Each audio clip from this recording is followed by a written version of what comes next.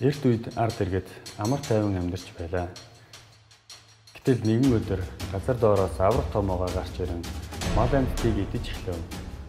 Олон сайн арьс могоотой тэмцэн боловч хинж дийлсэнгүй. Отгийн иргэд тусламж ирэн устдаа алдартай бүх болох тайхраас могоог дарж өгөөч хэмээн гуйлаа. Тайхар энэ тухай сонсмогцоо илтэй агсан аврах том могоог дарахаар байв.